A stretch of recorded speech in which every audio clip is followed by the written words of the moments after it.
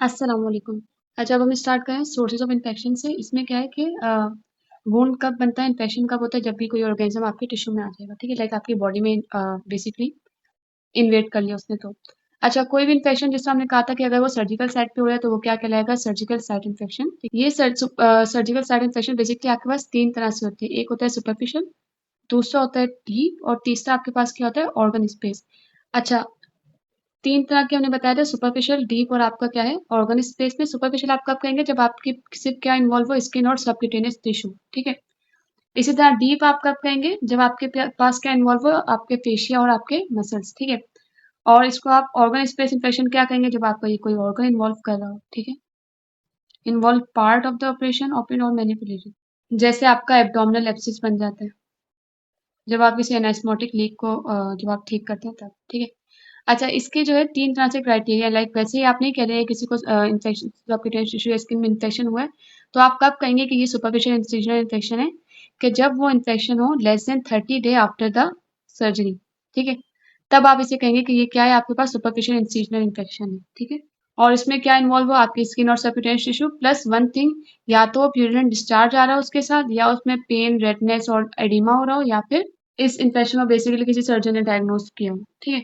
अच्छा, इसी तरह आपका डीप इंसिजनल है, इसमें भी आपके पास क्या है कि ये भी less than 30 day after the surgery, ठीक है, विदाउट एन इम्प्लांट, ये कह सकते हैं आप इसको, या फिर less than 1 year after the surgery with an implant, implant के साथ 1 ईयर में, और विदाउट द इम्प्लांट आपके पास क्या हो, वही 30 डेज में, ठीक है। और इसमें भी क्या है, ये आपके मसल और फेशिया को इन्वॉल्व करेगा प्लस वन थिंग, या तो इसमें भी प्यूरिन डिस्चार्ज हो, ठीक है, या तो ये डायरेक्ट आपके डीप स्पेस में क्या मिल रहा हो, आपको एक्सेस मिल रहा हो जब आपने बेसिकली एग्जामिनेशन की हो रेडियोलॉजिकल। इसी तरह इसमें और क्या चीज़ हो सकती है, आपके पास फीवर, पेन, टेंडरनेस और स्वेलिंग हो सकती है, ठीक है, वही इन्फ्लेमेशन वाले जो साइन आते हैं हमारे पास, और ये भी किसी सर्जन ने डायग्नोज किया हो, ठीक है। देन आपके पास आता है ऑर्गन स्पेस में बेसिकली आपका इन्फेक्शन, ठीक है। इसे आप क्या कहेंगे, ये भी less than 30 day after the surgery with no implant, या less than 1 year after an implant, ठीक है।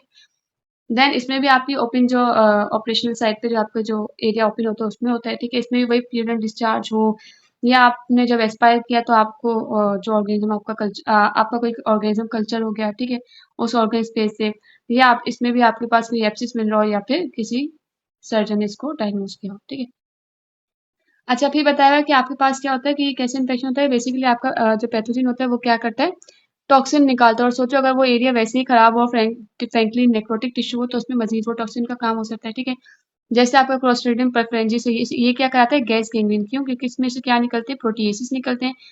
ये प्रोटीएसिस क्या हो सकते हैं, आपका हाइड्रोडेस है, लेसिथिनेस है, देन आपका हीमोलाइसिन है, ठीक है। ये क्या करेंगे, आपके टिश्यू में जाएंगे, ठीक है, और वहां पे क्या करेंगे, बेसिकली आपके पास टॉक्सिन रिलीज करेंगे, ठीक है, अपने एंजाइम रिलीज करके तोड़ फोड़ कराएगा बेसिकली। फिर इसमें भी क्या आपके पास ये रेजिस्ट करते हैं होस्ट को, ठीक है, तो ये क्या हो जाते हैं, एंटीबायोटिक के रेजिस्टेंस हो जाती है इनको, ठीक है। बेसिकली इनमें रेजिस्टेंस कैसे एक्वायर्ड होती है, जब ये ट्रांसफर होते हैं थ्रू द प्लाज्मा, ये बेसिकली मोड ऑफ रेजिस्टेंस का बताया हुआ है। अच्छा, ह्यूमन बॉडी का बताया हुआ है कि इसके अंदर अप्रोक्सीमेटली कितने ऑर्गेनिज्म हार्मोन होते हैं, 10 एक्सपोनेंट 14, ठीक है। तो ये क्या होता है कि अब जब आपकी बॉडी के ऊपर इतने ऑर्गेनिज्म हैं, अब आप जब कोई भी कट लगाएंगे, कोई भी सर्जरी करेंगे, तो उसमें क्या होगा कि ये आपके बेसिकली किस में आ जाएंगे, टिश्यू में आ जाएंगे, सही। जैसे फीकर पेरिटोनाइटिस वगैरह करा सकते हैं, कंटामिनेशन करा सकते हैं, ठीक है। कोई भी इन्फेक्शन जो आपका सर्जरी के बाद हो रहा है वो या तो आपका एंडोजिनस होगा या एक्सोजिनस होगा, ठीक है।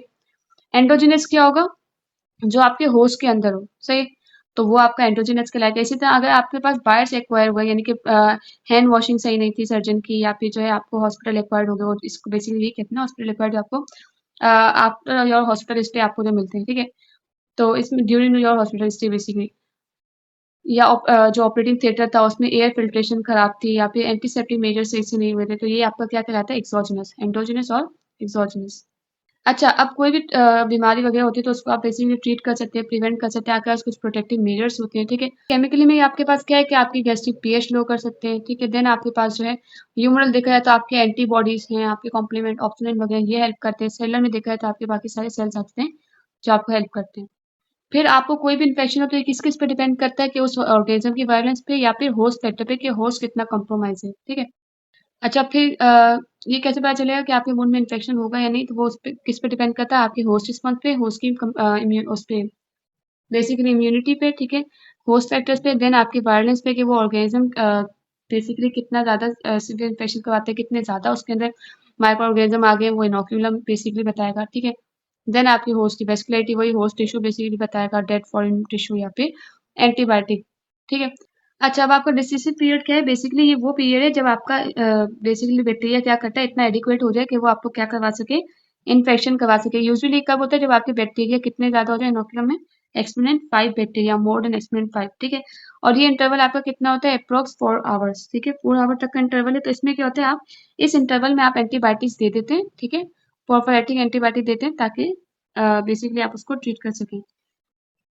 लेकिन इस आवर के बाद अगर आप एंटीबायोटिक देना चाहेंगे या कोई भी मेजर लेना चाहेंगे basically to prevent the infection, तो फिर वो इनइफेक्टिव कहलाएगी। अच्छा, इसमें आपको बेसिकली क्या है कि आपको रिस्क फैक्टर बताए हुए कि होस्ट की इम्यूनिटी के ऊपर डिपेंड करता है कि वो कितना कॉम्प्रोमाइज है, तो उसको इन्फेक्शन बेसिकली हो सकता है। तो वो ये मेल नोरिश्ड होगा, मेटाबॉलिक डिजीज, कोई डायबिटीज वगैरह होगी, या इम्यूनो सप्रेशन यानी उसको एड्स हुआ हुआ है, ठीक है। ये सब चीजें क्या करवा सकती है, उसको मजीद प्रोन कर सकती है कि उसको क्या हो सके, वो इन्फेक्शन, ठीक है।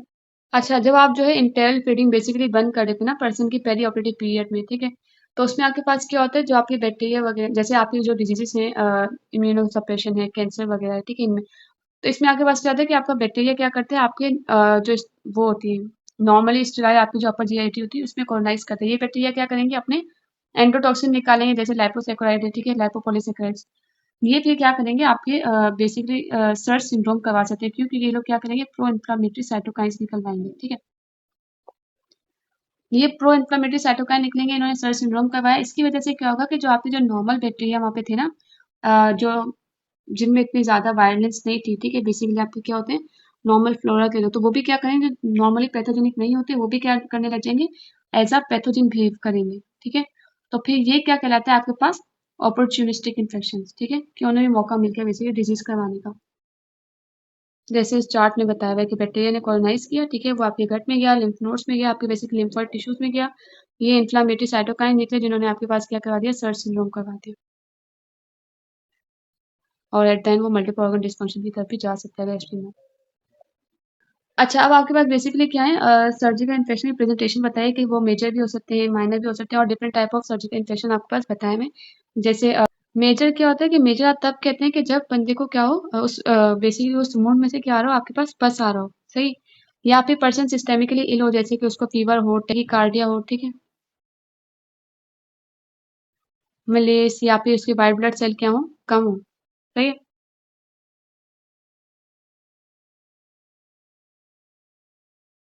हम अब नेक्स्ट वीडियो से स्टार्ट करेंगे, ठीक है।